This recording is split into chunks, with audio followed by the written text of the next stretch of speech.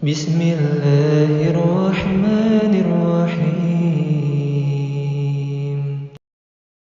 Para jamaah Bapak Ibu yang dimuliakan oleh Allah, kita lanjutkan materi inti kita, orang-orang yang disifati oleh Allah sebagai ahlul jannatu firdaus, penghuni-penghuni surga firdaus nanti pada hari kiamat. Masih membahas tafsir di dalam surat Al-Mu'minun, surat yang ke-23 ayat 1 sampai ayat 11 ya. Apa yang kami jelaskan terkait dengan keterangan surat Al-Mu'minun ayat yang kedua, di antara sifat-sifat orang yang dijamin masuk surga firdaus di kalangan orang-orang mukmin, mereka yang senantiasa menjaga sholatnya dengan khusyuk. Kemarin sudah kita jabarkan secara jelas dan tuntas, gamblang, baik itu penghalang-penghalang orang sholatnya dari khusyuknya, ya, menghalangi bisa khusyuk, sekaligus kiat-kiat bagaimana untuk meraih kekhusyukannya.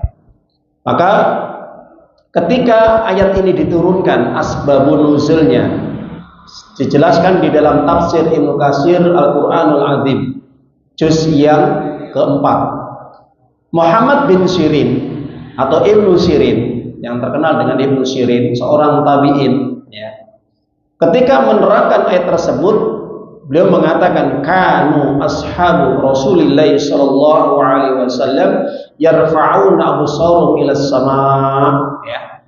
Jadi ketika ayat ini belum diturunkan, ayat yang kedua, Pak, okay? Ayat kedua nih surat Al-Mu'minun. Ketika ayat ini belum diturunkan, maka kebiasaan para sahabat Nabi itu kalau sholat itu ndangak. Okay? Jadi sholat itu ndangak ya. Jadi pandangannya itu ditujukan ke atas atau ke langit. Nah, ketika ayat ini diturunkan untuk memberikan nasihat ataupun keterangan ataupun penjelasan ya, bahwa sholat ndangak itu enggak benar, maka saat itulah para sahabat Nabi kemudian diperintahkan untuk sholatnya menghadap tempat sujud. Nah, itu akhirnya mereka hafidu absaruhum ila sujud, dan mereka ya kemudian pandangnya mereka kemudian ditujukan ke tempat sujud. Nah, itu kalau orang kan dingluk ya. Jadi itu asbabun nuzulnya Bapak Ibu. Jadi kalau sholat itu jangan ndangak, apalagi pelerak-pelerok ya. Ada toh sholat orang yang pelerak-pelerok. Orang sholat pelerak-pelerok itu orang yang sholatnya dicuri oleh syaitan. Nah, itu dicuri oleh syaitan. Makanya dari Ibunda Aisyah radhiallahu anha, ketika ada orang yang sholatnya melengas-melengos, pelerak-pelerok ya, lihat kanan kiri atas bawah ya, itu kata Nabi, huwa ikhtilas syaitan min sholatil abdi.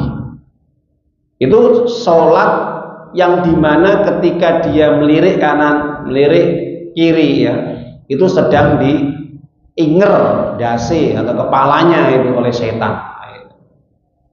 Dalam riwayat yang lain, termasuk orang yang sholatnya ya itu tidak baik ya, ketika dia sedang berdiri, sedang rukuk, sedang sujud, itu tidak tumakninah, tidak tenang ya. Ini sama maling dalam sholat.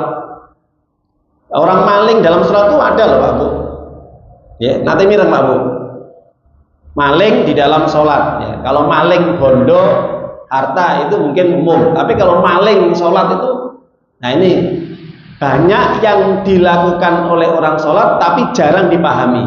Sedikit orang yang paham tentang pengertian orang maling di dalam sholat. Padahal Nabi sendiri mengatakan dari Bunda Aisyah radhiallahu anha bahwa orang yang maling dalam sholatnya itu ketika di saat dia berdiri, rukuk, sujud itu tidak tumakninah, tidak tenang, tidak khusyuk, tidak menyempurnakan rukuknya dan sujudnya. Jadi sholatnya cepat-cepat. Ah, ini termasuk orang yang maling dalam sholat. Baik. Jelaskan dalam hadis Abu Daud ya, dengan sanad yang sahih, aswa'un nas ya, bahwa orang yang sholatnya itu mencuri ya, orang yang sholatnya mencuri Ketika orang yang seperti ini la yutimu ruku'uha wala sujuduha, tidak menyempurnakan rukuk dan sujudnya. Nah itu. Jadi asrafun nas, ya. Jadi orang yang mencuri di dalam sholatnya ketika dia tidak menyempurnakan rukuk dan sujudnya. Artinya tidak sempurna ini adalah mereka yang cepat-cepat sholatnya, tergesa-gesa sholatnya, sehingga tidak bisa tumaknina dan khusyuk. Jadi Bapak Ibu hati-hati ya. Jadi kalau kita pengen masuk surga Firdaus, ya, maka perhatikan sholat kita dengan benar. Jangan sampai kita sholat ini bisa berantakan, rusak, ya, gara-gara kita tidak mematuhi, mentaati, mengikuti tata cara sholatnya Nabi, atau tidak pernah, ya, merespon petunjuk-petunjuk yang disampaikan oleh Nabi di dalam sabdanya atau hadisnya. Nah itu. Para jamaah Bapak Ibu yang dimuliakan Allah Ta'ala, kita rehat dulu adzan, nanti kita lanjutkan.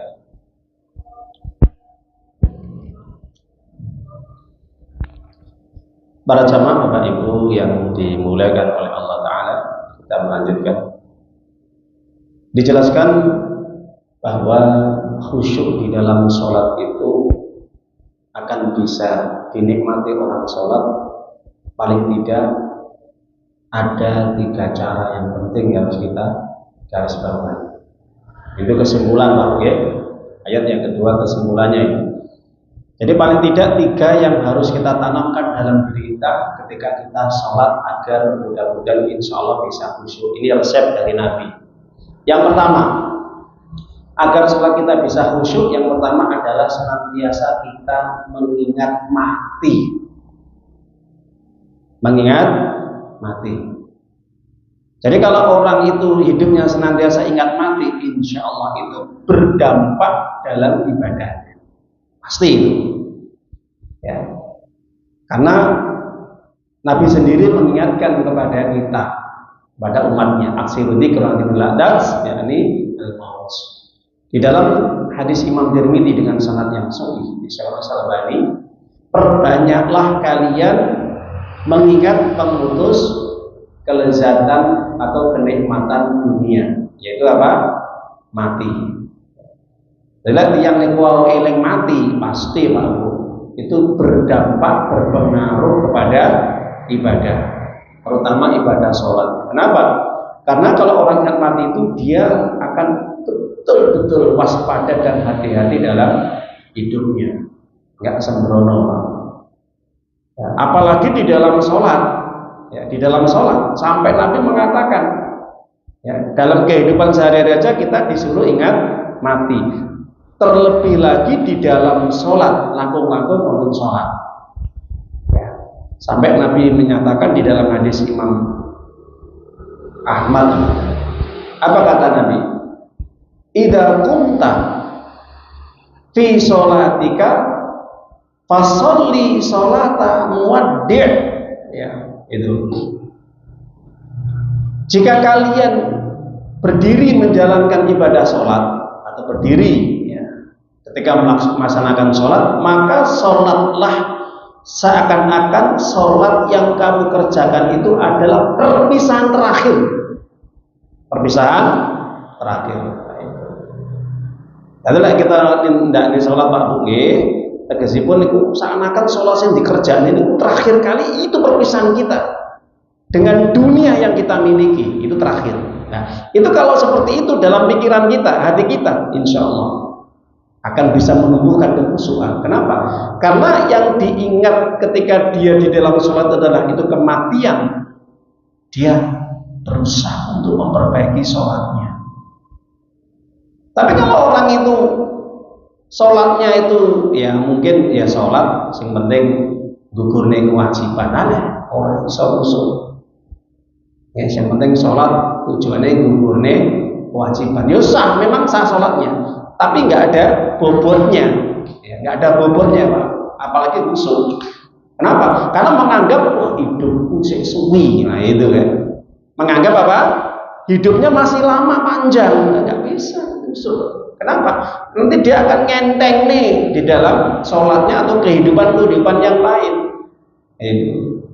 Makanya orang-orang seperti ini nggak bertahan dalam ibadah, itu nggak bertahan. Kenapa? Orang yang suka meremehkan ya, dalam kehidupan dia itu nggak akan bertahan, ibadahnya nggak lama. Beda kalau orang senantiasa ingat mati, dan Nabi sendiri juga senantiasa mengingatkan untuk ingat mati, itu berpengaruh di dalam ibadah sholatnya. Sampai Nabi tadi mengatakan apa? Kalau kalian sholat, hendaknya itu sholat yang terakhir kamu kerjakan sebagai bentuk perpisahan kamu dengan dunia yang kamu miliki. Ya. Karena kan kita nggak tahu waktu kematian ya. Suatu saat ya, bisa jadi kita mati dalam kondisi sholat, baca Quran, ngaji, berkunjung ke saudara kita yang sakit, silaturahim, atau melakukan kebaikan-kebaikan yang lain. Nah, itu dinamakan kematian yang indah, kematian yang husnul khatimah ya. Ditutup dengan akhir kehidupan yang baik. Nah, itu harapan kita gitu. Maka orang yang senantiasa ingat mati di dalam sholat itu, maka mudah-mudahan ketika nanti Allah mengabulkan keinginan dia untuk meninggal husnul khatimah, bisa jadi dia diwafatkan dalam kondisi sholat. Ya, pas ketika dia sholat meninggal dunia. Makanya para jamaah ibu yang dimuliakan oleh Allah Subhanahu wa taala, di sini pentingnya ketika supaya orang bisa khusyuk di dalam sholatnya. Yang pertama ya, kuncinya adalah apa? Ingat mati, terutama di dalam sholat kita. Yang kedua, kunci untuk senantiasa kita supaya sholat kita ini bisa khusyuk ya, harusnya kita bersemangat dalam beribadah.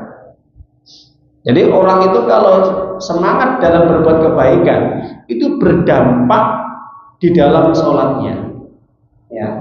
Kenapa? Karena orang yang hatinya cenderung condong kepada kebaikan, itu sama Allah akan dipermudah untuk melakukan amal ketaatan, terutama ketika sholatnya pun akan bisa berubah menjadi baik ya, insya Allah bisa khusyuk. Kenapa?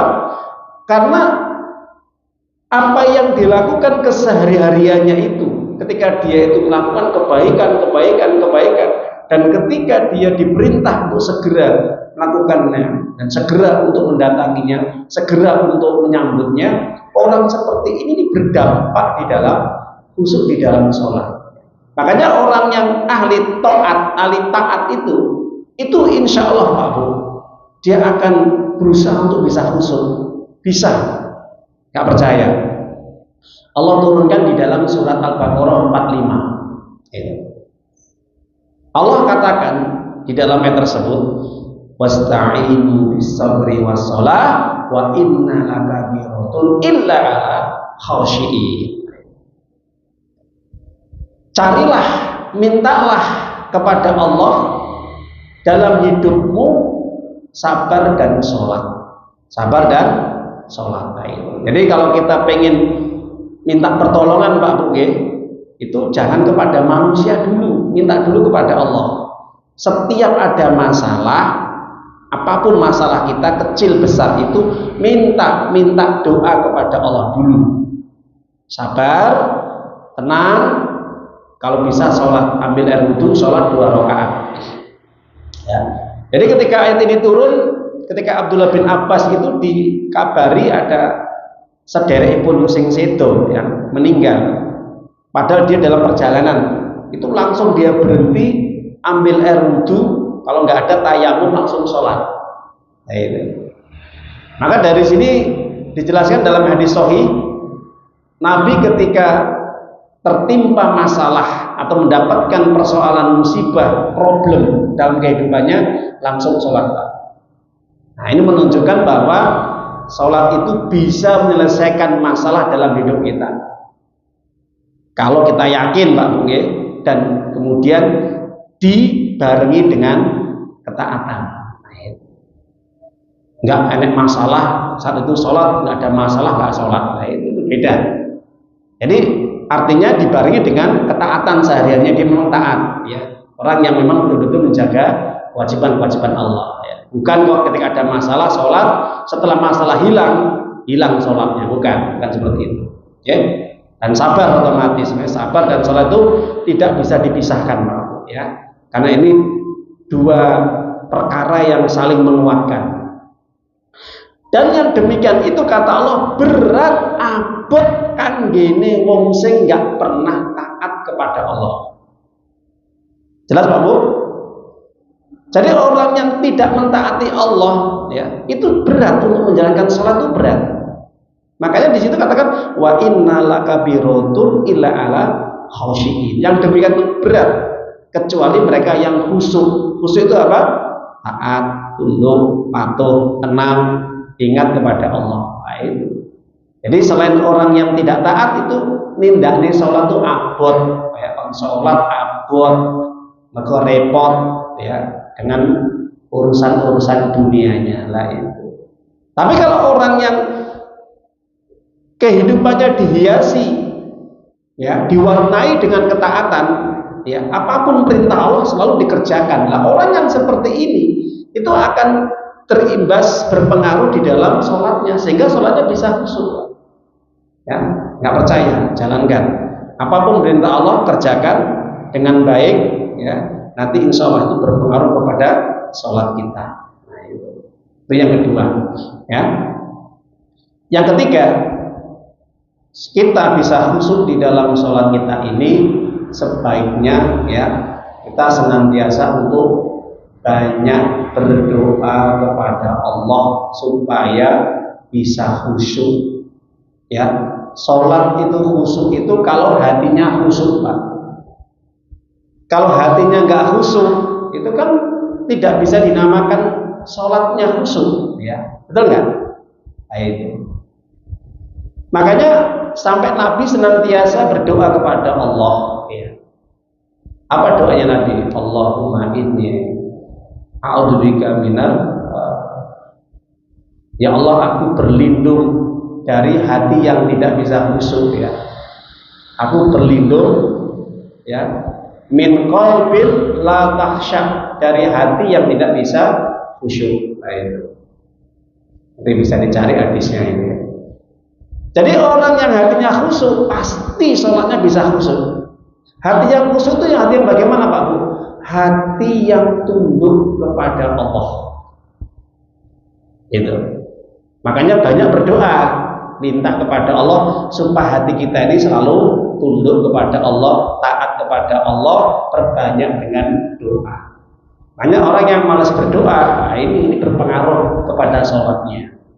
Kadang ada toh orang habis sholat nggak berzikir, nggak berdoa, langsung keluar dari tempat sholatnya. Lain ini hambar, sholatnya tuh hambar. Kalau makanan itu nggak renyah, nggak enak, nggak lezat. Ya. Kenapa? Seakan-akan sholat itu bagi dia cuma hanya gerakan-gerakan saja, tanpa dibarengi dengan ritual-ritual yang lain yang sudah dijelaskan oleh Nabi. Habis sholat berzikir, kemudian perbanyak istighfar lagi bisa, kemudian banyak doa. Ya. Baik itu sholat sunnah atau sholat wajib boleh. Nah, itu. Ya, jadi para jamaah ibu ini penting ya. Ini yang harus kita garis bawahi, kunci untuk agar sholat kita bisa baik, bisa khusyuk, ya, benar, diterima oleh Allah. Maka kuncinya adalah 3. 1, senantiasa mengingat Allah, mengingat kematian, dzikrul maut. Ya, kalau orang ingat mati, insya Allah dia tidak akan cinta dunia, dia tidak terlalu ambisi dengan dunia, dia fokus untuk menghadapi kematian. Yang kedua, ketika dia senantiasa bersegera, cepat-cepat, semangat untuk melakukan kebaikan-kebaikan apapun yang diperintahkan oleh Allah, segera dikerjakan tanpa ditunda-tunda, tanpa dikomen apalagi. Yang ketiga, yaitu banyak berdoa, karena doa adalah senjata yang paling ampuh bagi orang yang beriman. Itu para jamaah. Sebelum saya tutup, Allah Ta'ala sampaikan ayat yang ketiga. Apa kata Allah? Walladzina 'anil lagwi mu'ridun. Ini masuk tafsir yang ketiga. Orang-orang yang masuk surga Firdaus, sifat yang ketiga adalah mereka orang-orang yang menjauhi, meninggalkan ucapan-ucapan dan perbuatan yang tidak bermanfaat ataupun yang tidak berguna bagi dirinya. Nah, itu. Jadi orang yang sudah disifati oleh Allah sebagai penduduk surga Firdaus itu memiliki karakter dalam kesehariannya itu Pak Bu, ucapannya, pituturipun, perbuatan, tumindakipun itu pasti baik, pasti baik. Itu orang-orang yang disifati penduduk surga Firdaus. Ketika ada ucapan yang tidak baik, perbuatan yang tidak baik, yang tidak bermanfaat, tidak berguna, ya itu dia tinggalkan, dia tinggalkan. Jadi tidak ikut nimbrung di situ, tidak ikut malah apa? Menemani di situ, malah seneng dia. Kan ada kadang orang ya jagongan ngobrol, ya di situ ada kata-kata yang tidak baik, kata jorok, miso, ya mencela, menghina, menggibah, adu domba, rasan-rasan, ya mencela agama, apalagi menghina syariat, menghina agama Allah, malah dia ikut ketawa ketiwi, ikut di situ. Ya udah, ini bukan calon penghuni surga Firdaus, bahkan calon neraka jahanam. Kenapa? Karena dia ikut serta di situ senang. Kalau ada temannya, sahabatnya ngomong sing elek-elek, ini senang. Atau dia senang kalau ada teman-temannya itu melakukan perbuatan buruk, itu senang. Malah ngerimbung di situ, ya. Ngancani, nemani, kumpul bareng di situ. Nah, ini bukan calon penduduk surga Firdaus, Pak. Okay? Orang yang seperti itu. Makanya Allah katakan di dalam surat Al-Furqan, surat yang ke-25, 72. Kata-kata lagun itu sesuatu yang tidak memberikan faedah, manfaat sedikit pun, baik dunia maupun akhirat. Itu termasuk ucapan dan perbuatan, itu namanya lagun. Nah, orang yang seperti ini, yang disifati penduduk surga Firdaus adalah ketika dia menemui, berpapasan atau berhadapan atau bertemu orang-orang yang suka berkata-kata yang jelek, ya, kebiasaan ngomong itu nggak baik, ya, suka menyakiti saudaranya, menghina saudaranya, merendahkan saudaranya, atau rasan-rasan ghibah, mencela sana sini, adu domba, fitnah, itu dia tinggalkan, dia berlalu saja, lalui saja. Nah, ini sifat ibadur rahman, ya, di dalam surat Al-Furqan surat 25 ayat 72, sifat ibadur rahman, ya. Mulai dari ayat yang ke-63 itu Allah katakan di dalam ayat tersebut, ya, wa idza marru bil lagwi marru kirama. Orang-orang yang dikatakan hamba Allah yang taat, yang patuh tunduk, bahkan calon penghuni surga Firdaus, itu ketika dia ini berjalan, menghadapi, menemui, bertemu, berpapasan dengan orang-orang yang berkata-kata jelek, berkata-kata buruk, dan melakukan perbuatan yang buruk, ya, atau tindak-tindak kejahatan atau hal-hal yang lain, itu dilalui begitu saja. Artinya dia tidak ikut bergabung di situ.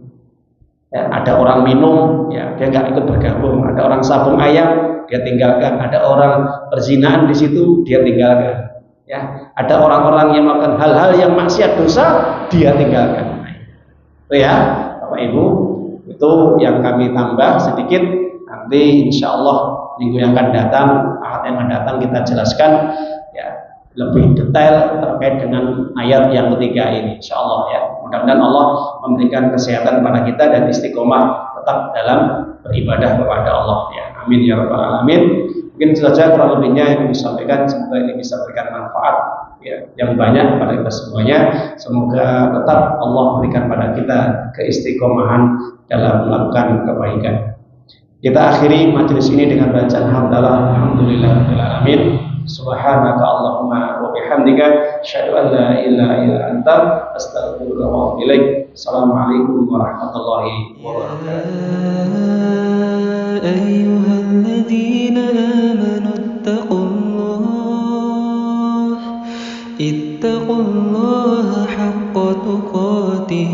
ولا تموتن إلا وأنتم مسلمون